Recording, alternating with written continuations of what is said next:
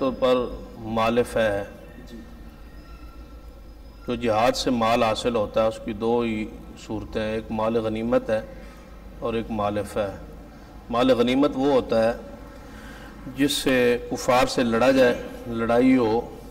اور ان کا مال جو ہاتھ آئے اسے مال غنیمت کہا جاتا ہے۔ مال فہ ہے جو بغیر لڑائی کے، بغیر کوشش کے بندہ وہاں پہنچتا ہے، لڑائی نہیں ہوتی اور وہ لڑائی سے ہاتھ کھڑے کر دیتے ہیں تو ان کا مال جو حاصل ہوتا ہے، ملتا ہے، اسے مال فہ کہا جاتا ہے۔ تو باغ فدق جو ہے یہ ایک پورا فدق علاقہ ہے اور ایک پوری ریاست کا نام ہے۔ یہ چھوٹا سا ایک باغ نہیں ہے، بعض دونوں کو تصور ہے کہ چھوٹا سا کوئی باغ کا مسئلہ ہے۔ ہم یہ بھی ادھر دیکھا تھا ہاں جی، تو وہ سارا مال فہ ہے، اور مال فہ جو ہے اس کی تقسیم قرآن پاک میں وضاحت صراحت کے ساتھ غالباً سورۃ الحشر میں موجود ہے کہ وہ اللہ اس کے رسول کے لیے ہے، وہ آپ کے رسول اللہ علیہ وسلم کے رشتہ داروں کے لیے ہے، پھر یتامہ اور مساکینوں کے لیے ہے، مہاجرین جو فقراء ہیں ان کے لیے ہے، پھر انصار کے لیے ہے۔ تو وہ نبی علیہ السلام کا بحیثیت حاکم حق تھا، آپ نے اس کو مال فہ کی تقسیم کا طریقہ کار اللہ تعالیٰ نے آپ کو بتلا دیا تھا کہ آپ اپنے ذاتی اخراجات اور اپنے گھر والوں کے اہل بیت کے اقربین کے اخراجات، اس کے بعد جو ہوتا نبی علیہ السلام اس کو صدقہ کر دیتے یتامہ مساکین میں، فقراء میں، مہاجرین میں، انصار میں۔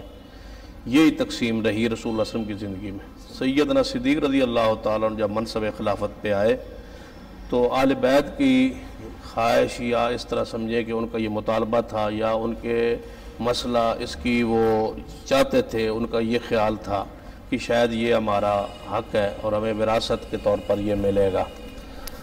تو یہی ازواج مطہرات کا بھی حق تھا، ان کا بھی یہی خیال تھا۔ یہ نہیں ہے کہ صرف سیدہ فاطمہ الزہرا رضی اللہ تعالیٰ عنہا نے تو اس کا مطالبہ باضابطہ کیا نا، لیکن آل رسول میں سے ازواج مطہرات نے بھی اس کے بارے میں اکٹھ کیا، آپس میں ازواج مطہرات نے بات کی۔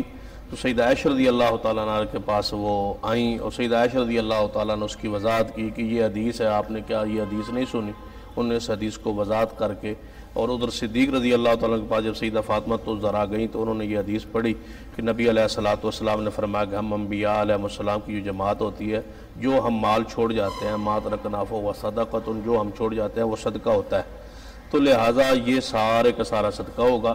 لیکن وہ اخراجات، وہ معاملات یہ گورنمنٹ کی، حکومت کی نگرانی میں رہیں گے، لیکن وہ معاملات جو رسول اللہ علیہ وسلم کے زمانے میں اخراجات اہل بیت کے چلتے تھے، وہ اخراجات اسی طرح اس کی آمدن سے چلتے رہیں گے، اور اس میں کوئی دوسری رائے اور کوئی اختلاف نہیں ہے کہ آل رسول اہل بیت کو اخراجات ملتے رہے۔ سیدہ فاطمہ الزہرا کو بھی، سیدنا علی رضی اللہ تعالیٰ عنہ کو بھی، آپ کی اہل بیت جتنے بھی تھے، آل رسول تھے، آل علی تھے، آل جعفر تھے، آل عقیل تھے، جو رسول اللہ علیہ وسلم کے رشتہ دار تھے، اقربین کے اندر داخل تھے، ان کے سارے اخراجات معاملات جو ہیں وہ باغ فدق کی آمدن سے ہی چلتے رہے۔ صرف تولیت، نگرانی، ذمہ داری جو ہے وہ حکومت کے پاس رہی۔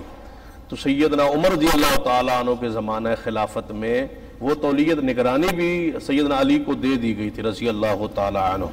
صحیح البخاری میں، جس بخاری میں یہ روایت موجود ہے نا کہ انہوں نے مانگا اور نہیں دیا، تو اسی بخاری میں یہ وضاحت موجود ہے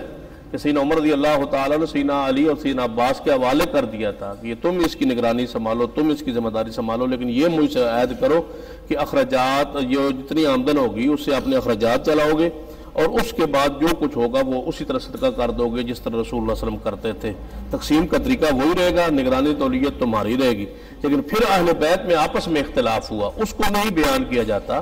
جس طرح صحابہ کرام کے پاس سیدہ فاطمہ الزہرا تشریف لائیں سیدنا صدیق رضی اللہ تعالیٰ عنہ کے پاس، اسی طرح سیدنا علی اور عباس رضی اللہ تعالیٰ عنہما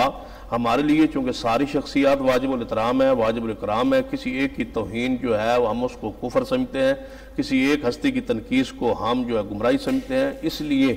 ہم ساروں کی عظمت کو، شان کو، مقام کو تسلیم کرتے ہوئے وہ حقائق امت کے سامنے رکھتے ہیں جن کو چھپایا گیا ہے۔ ایک فریق نے ایک چیز کو تو وہ بیان کر دیا جس سے صحابہ کرام کی تنقیص کا پہلو وہ لوگوں کے سامنے بیان کرنا چاہتے ہیں، لیکن جو دوسرا جو انداز ہے، دوسرا جو پہلو ہے، دوسری روایات ہیں جو اس اہل بیت کے حوالے سے ہیں، اس کو جان بوجھ کے بیان نہیں کیا جاتا، اس لیے کہ ان سے وہ یعنی کہ ایک تنقیص کا پہلو سامنے لوگوں کے آنے کا امکان ہے۔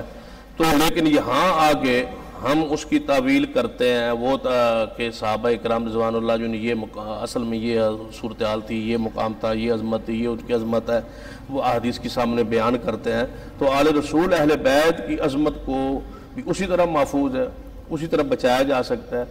کہ ان کے آپس کے اختلافات جو مشاجرات ہیں اس پر ان کوئی یعنی کسی پر یعنی کہ حرف تنقید لے آنا جو ہے وہ جرم ہے، یا اہل سنت کا عقیدہ ہی نہیں ہے۔